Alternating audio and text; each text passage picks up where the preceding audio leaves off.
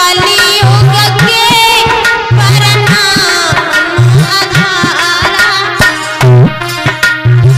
सुमिरी सुमिरी नर उतरी पारा।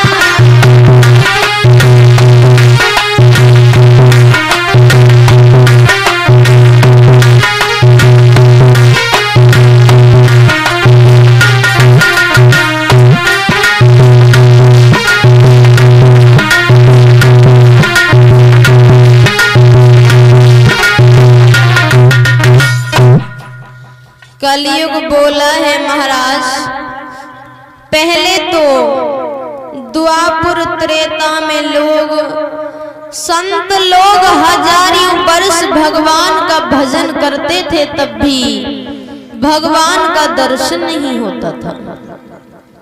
और कलयुग में केवल क्षण मात्र नाम लेने से प्राणी का उद्धार हो जाता है। महाराज परीक्षित बोले, आप वहां चले जाइए जहां पर शराब पी जाती हो, और शराब से कोई नुकसान नहीं है, जिंदगी में फायदा ही फायदा है। कलयुग बोला, महाराज शराब से क्या फायदा है? बोले, पागल हो, अगर शाम को पी के घरे जाओ तो पत्नी बिना लड़ाई के स्वागत नहीं करती है। महाराज जो फायदा है। और सुनो, शराब पीवे वाले के घर में कबू चोरी न होता, बुढ़ापो देखवे को न तो जवानी में सीताराम हो जा। कहने लगा, महाराज शराब पीने से इतना फायदा, और भी फायदा। क्या फायदा है? अगर गली में निकले के जावा तो कुत्ता बड़ो सम्मान करता है। खैर वैसे तो ईश्वर की कृपा से अब ठेका वाले रोवत हैं, बर्बाद कर दिए, कितनी बहनों के श्रृंगार उजाड़ दिए, कितनियों को विधवा कर दिया। इतनी प्यारी है, चमेत पिए, जाट पिए, याद पिए, लोधे पिए, किसी भी जात का कोई पिए, वो ठन से गुट्ट गुट्ट लगा के भीतर चली जाता, कतई न मने कब तक हम तेरे अंदर ना जाएंगी, सबसे प्रेम करती है। महाराज परीक्षित बोले, आप वहां चले जाओ जहां पर संतों का अनादर होता है, माता पिता का अनादर होता है, आप ऐसी जगह चले जाओ। कलयुग बोला, महाराज वहां चला जाऊंगा, हमारा परिवार बढ़ेगा तो हमारी गुजर कैसे होगी? कहने लगे, गुजर कैसे होगी? जवाब दिया, हाँ तो जाइए, हम तुम्हें ऐसी जगह बता रहे हैं जहां पर सोने चांदी के भंडार हो, आप वहीं चले जाइए। परीक्षित के सिर पर सोने का मुकुट लगा हुआ था, कलयुग ने सिर पर वास किया। लेकिन जानते हो, इंसान की बुद्धि कब पलटती है? जब विनाश का समय आता है।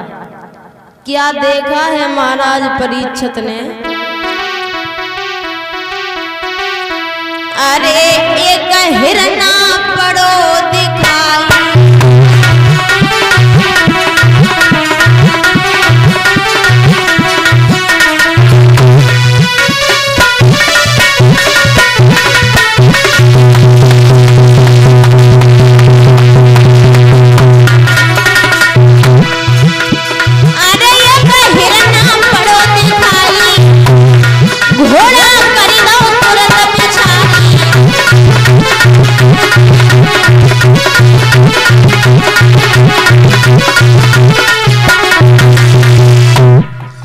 महाराज परीक्षित ने एक हिरण को देखा,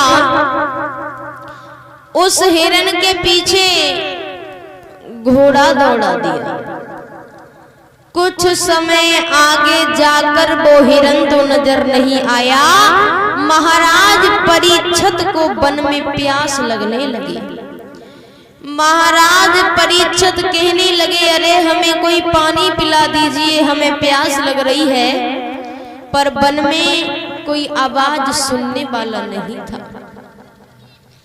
चलते चलते महात्मा लोमन ऋषि की कुटिया पर पहुंच गए। आवाज लगाई है, बाबा जी अरे हमें पानी पिला दीजिए। पर महात्मा जो भगवान के भजन में लीन बाबा जी को नहीं मालूम था कि हम पर पानी मांग रहा है। महाराज परीक्षित सोचने लगे ये कैसा महात्मा है, हमें पानी नहीं पिला सकता। एक मृत्यु सर्प पड़ा था कुटिया के सामने। आरे सर्प लयो उठाई रे और ना पल की देर